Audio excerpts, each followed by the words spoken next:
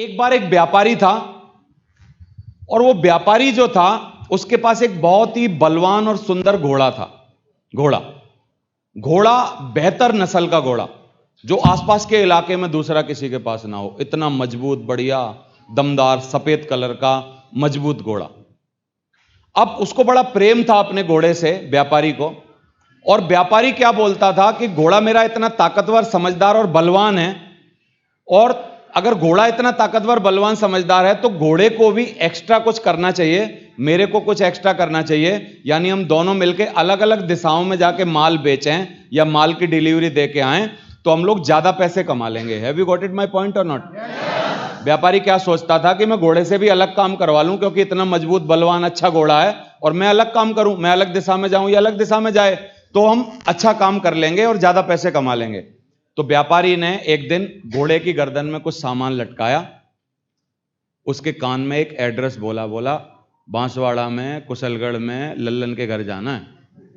ऐसे कान में उसको बोला और बोला ये सारा सामान उसके घर पहुंचा के आ जाना।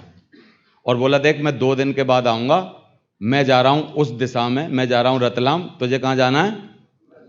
बांसवाड़ा, लल्लन के यहां, कुशलगढ़ में।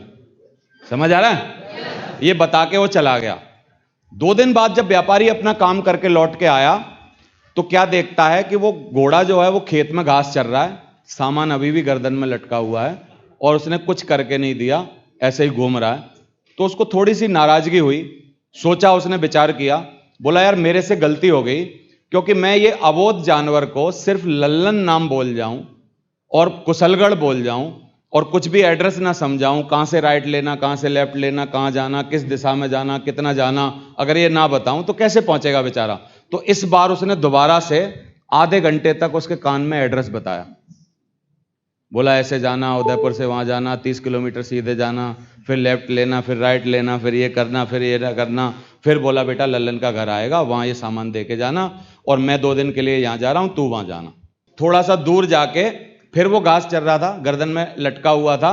इस बार व्यापारी जो है वो लल्लन के घर का पूरा एड्रेस भी गर्दन में बांध के गया था कि अगर किसी से पूछे तो बता भी दे, वो भूल जाए तो।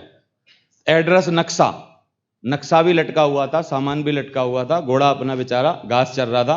व्यापारी को इस बार गुस्सा आई, उसने बोला यार इतना बलवान, इतना बढ़िया घोड़ा है, मेरी मतलब क्या है ना, पूरा मैं प्रेम करता हूं इससे इतना, और इसने कुछ नहीं करके दिया। तो एक डंडा उठाया और उसको मारने वाला था। तो इतने में व्यापारी का बाप आया।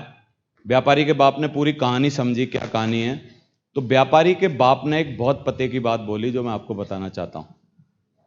उसने बोला बेटा, घोड़ा और आदमी का मन दुनिया में दोनों तभी अच्छा काम कर सकते हैं जब आप उस पर सवार हो जाओ। जब तक काम नहीं कर सकते जब तक आप सवार नहीं होगे उसके ऊपर।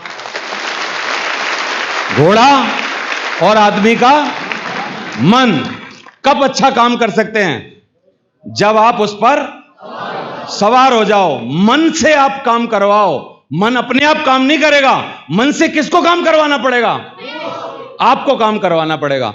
किसको तय करना पड़ेगा कि मेरे को टारगेट जीतना है? आपको। फिर आपका मन रास्ते बताएगा, फिर आपका मन बोलेगा कि ये काम कर, फिर आपका मन बोलेगा जल्दी जग, फिर आपका मन बोलेगा यार ज्यादा प्लान दिखा, फिर आपका मन बोलेगा यार फॉलो अप करने जा। लेकिन आप अगर मन के गुलाम हो जाओगे और आप अलग दिशा में और मन अलग दिशा में जाएगा तो जीवन में कभी कोई काम नहीं हो पाएगा। बोला बेटा घोड़े की गलती नहीं है, तेरी गलती है। अगर तू चाहता है कि लल्लन के पास सामान जाए तो घोड़े पर सवार हो जा और जा, और सुबह से घोड़े को लेके निकल। ऐसे 100 लल्लन के यहां सामान दे के आ जाएगा। इतनी ताकत है इस घोड़े में, इतनी ताकत है इसमें। कितने लोग बोलते हैं आप में से कि इस बार टारगेट होगा लल्लन के घर सामान? बोल नहीं रहे आप लोग। इस बार टारगेट होगा और लल्लन के यहां सामान पहुंचेगा। मैं मन पे सवार होऊंगा, मन मेरे ऊपर सवार नहीं हो सकता। बोलते हो?